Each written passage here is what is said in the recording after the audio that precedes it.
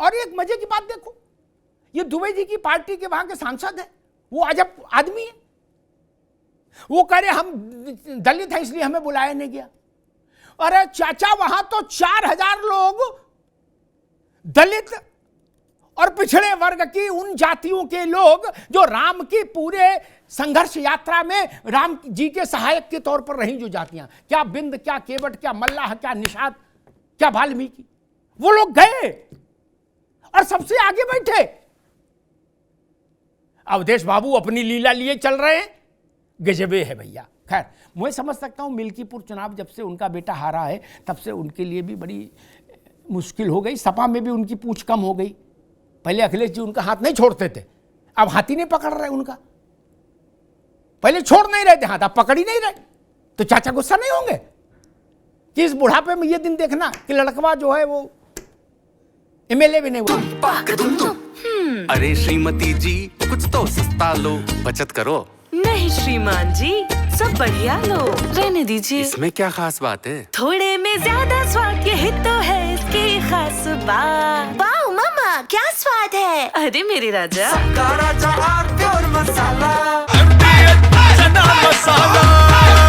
अब छोलिया हो या लोबिया, सफेद चने या काले चने, सब कुछ मजेदार बने।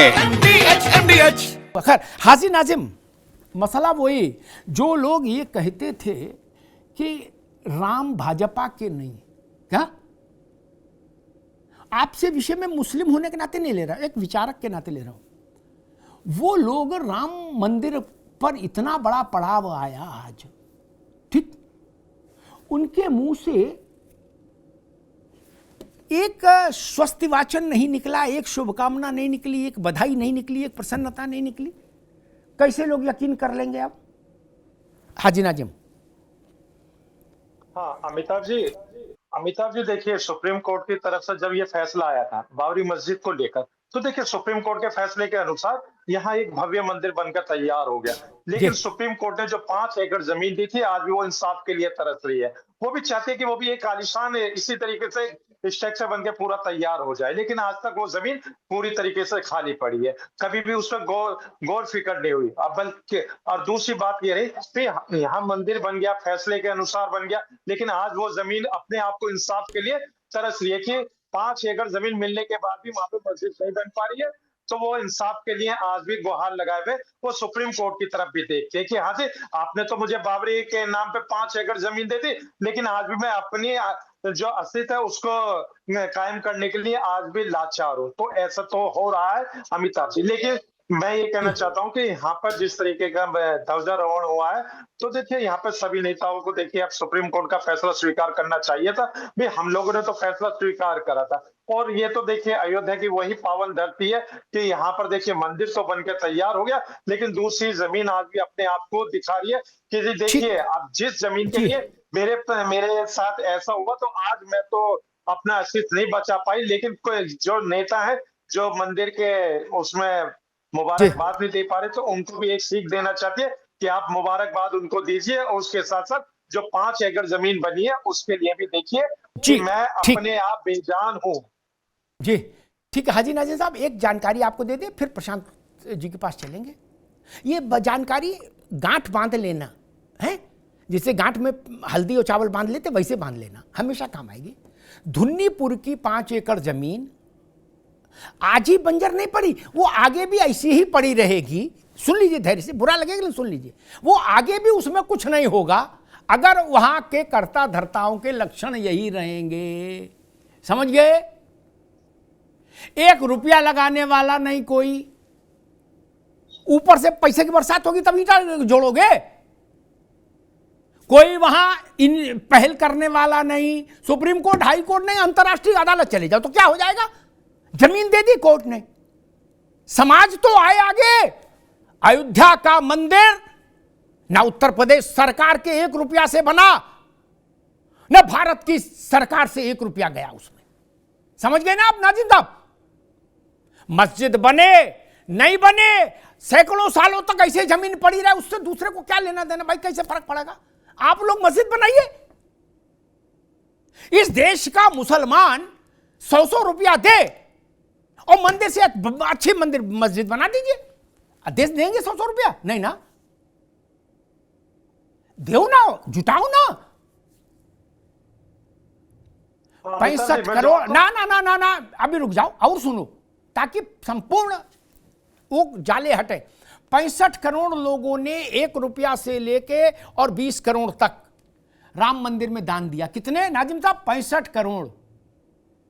क्या मस्जिद के लिए 65 नहीं मिले अभी तक कि एक कट्टा सीमेंटी के खरीद लो? क्या हमको मालूम है जन्नत की हकीकत क्या, इसलिए वो बात यहां नहीं चलेगी, वो तो कभी नहीं बन सकता, क्योंकि सरकार से पैसा थोड़े ना मिलेगा यार मस्जिद बनाने के लिए। और आप लोगों के पास पैसा है नहीं, या है तो देना नहीं चाहते, अल्लाह जाने। इसलिए वो विषय नहीं है, वो हमेशा जमीन खाली रहेगी। और मैं तो कह रहा हूं, जब जमीन में कोई काम नहीं हो रहा तो खेती करो, फिर क्या गन्ने लगाओ, गेहूं बोओ, कुछ तो करो। उस ट्रस्ट में एक आध लोग मेरे परिचित हैं, मैंने उनसे पूछा कि भाई तुम लोग कुछ क्यों नहीं कर रहे हो? अब उन्होंने क्या जवाब दिया वो यहां नहीं बोलूंगा, नहीं तो बहुत बदमजगी हो जाएगी। चद्दर तान के सो रहे हो गुरु, मस्जिद क्या कोई दूसरा बना जाएगा? 65 करोड़ लोगों का की सहभागिता लगी है, तब अयोध्या में मंदिर बना है, ये ध्यान रखिएगा। आप 65 लाख मुसलमान जुटा लीजिए, अरे 10 रुपया भी देते तब भी कम से कम 6.5 करोड़ आ जाता, कुछ तो नींव तो खुद थी, वो भी नहीं दिया किसी ने। प्रशांत पटेल जी, मेरा सवाल आज यही है, जो लोग पूरे जीवन ये कहते रहे कि अयोध्या भाजपा की नहीं, रामलला भाजपा के नहीं, रामायण भाजपा की नहीं, तुलसीदास भाजपा के नहीं, वो लोग आज इतने बड़े पर्व अवसर पर बिल्कुल आंख बंद करके सो गए। क्या ममता जी, क्या लालू जी, क्या अखिलेश जी, क्या मायावती जी, क्या सोनिया जी? कोई नहीं। भाजपा रहे तो ठीक, नहीं रहे तो ठीक, रामलला का ध्वज तो तब भी फहराएगा। कांग्रेस रहे ना रहे, बसपा सपा रहे ना रहे, राजनीतिक दल रहे ना रहे, नेता आएंगे जाएंगे, रामलला का ध्वज तो फहराएगा। उस ध्वज को किसी ने प्रणाम नहीं किया। प्रियन जी। जी अमिताभ जी नमस्कार।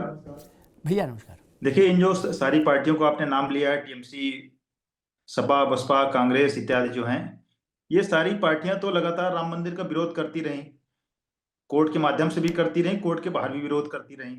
और जब राम मंदिर बना उसके बाद ये लोग, पिछले साल जनवरी 2024 में राम मंदिर का उद्घाटन हो गया था, उसके बाद भी इन पार्टियों के बड़े नेता वहां पर नहीं गए, ना अखिलेश जी गए, ना ममता बनर्जी गई, ना सोनिया गांधी गई, ना राहुल गांधी गए इत्यादि। इनकी पार्टी भले छोटे नेता गए हों, लेकिन वो उनकी बात जो इरिलेवेंट है। और आज जब इतना बड़ा उत्सव था, वहां पे ध्वजारोहण हुआ, उस पे भी ये लोग नहीं गए। और जाने की तो बात छोड़िए, एक शुभकामना संदेश प्रेषित करना इन लोगों ने उचित नहीं समझा। और सपा के साथ ही झूठ बोल रहे हैं, कह रहे हैं अखिलेश जी ने मैसेज किया। भाई मैंने तो चेक किया, सुबह से उन्होंने अखिलेश जी ने इस आशय का कोई ट्वीट नहीं किया, ना अपने किसी डिजिटल अकाउंट पर लिखा कि हम इस प्रसन्न हैं, आज मेरी आत्मा तृप्त हो गई, हमको गर्व की अनुभूति हुई कि भगवा लहरा रहा, ऐसा कुछ नहीं कहा जी।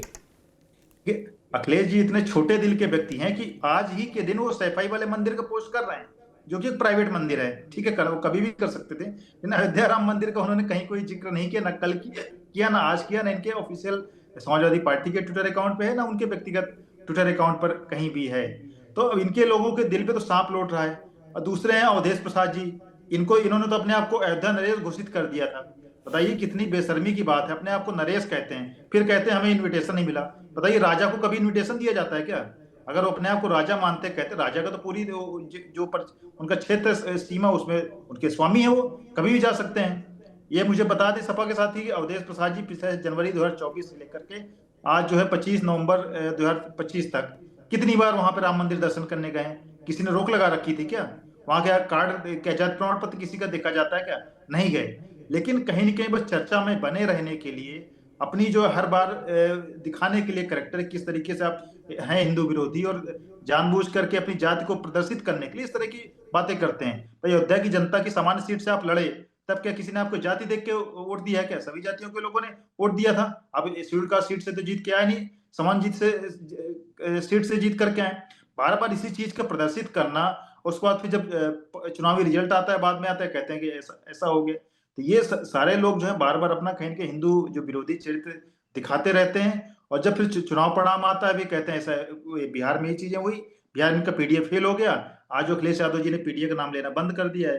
अब पीडीए को उन्होंने फुल फॉर्म भी अगले दिन बदल दिया, 2 दिन बाद वो बंगलौर गए राजीव राय के इन्विटेशन में, पीडीए को कुछ प्रोग्रेस और डेवलपमेंट करके ब्ला ब्ला करके उन्होंने बना दिया है। तो ये चीजें बहुत दिन अब भारत की राजनीति में चलने वाली नहीं है।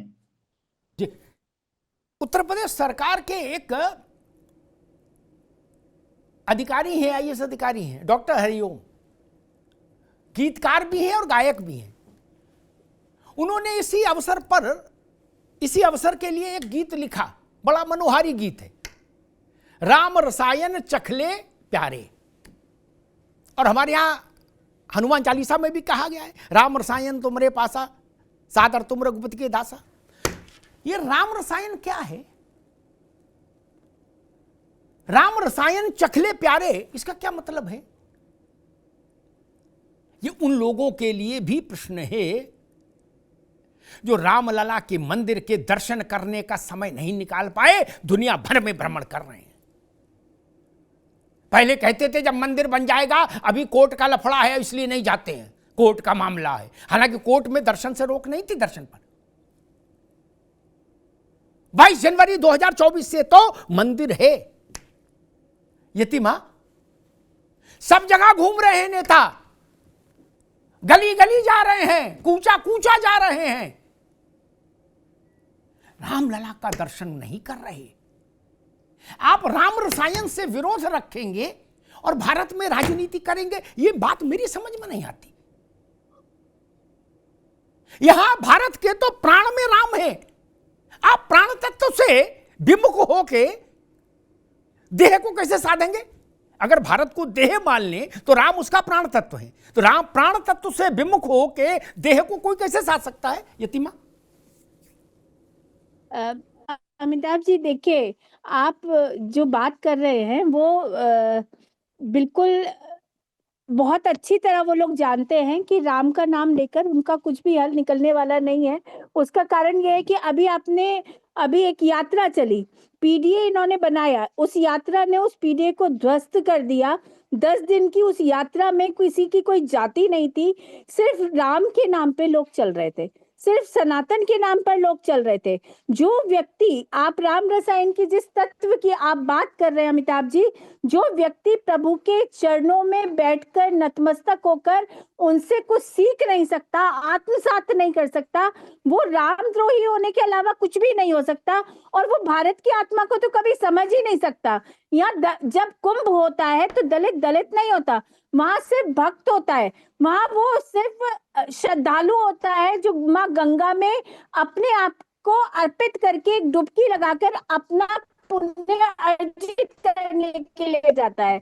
जब कोई यात्रा निकलती है राम के नाम पर तो वो सिर्फ एक श्रद्धालु होता है, एक यात्री होता है जिसको राम के मार्ग पर चलना है। लेकिन इनमें वो तत्व ही नहीं है, जो तत्व नहीं है अमिताभ जी, उस तत्व को ये कहां से लाएंगे? जो रामद्रोही हैं, जिन्होंने लगातार राम के द्रोह को अपना ध्येय बनाकर राजनीति की हो, जिन्होंने ये माना हो कि राम को अस्पृश्य कर दिया, अयोध्या को, मथुरा को, काशी को अछूत बनाकर पिछले 70 सालों में रख दिया। आज मुझे तो अमिताभ जी देखिए, मुझे तो वो भी दृश्य याद आ रहा था जब रामलला के तंबू को बदलने के लिए न्यायालयों के धक्के सन्यासी खाते थे और उन्हें परमिशन नहीं दी जाती थी। जब भोग लगाने के लिए परमिशन लेने के लिए न्यायालयों के दरवाजे खटखटाए जाते थे। तो आज ये दृश्य, ये विहंगम दृश्य जो भारत के नहीं विश्व के पटल पर सनातन की धर्म ध्वजा को लहरा रहा है, वो स्वीकार्य नहीं हो सकता ऐसे लोगों को जिन्होंने राम से परहेज कर राजनीति की हो। अरे श्रीमती जी, कुछ तो सस्ता लो, बचत करो। नहीं श्रीमान जी, सब बढ़िया लो, रहने दीजिए। इसमें क्या खास बात है? थोड़े में ज्यादा स्वाद, यही तो है इसकी खास बात। वाह मामा, क्या स्वाद है। अरे मेरे राजा,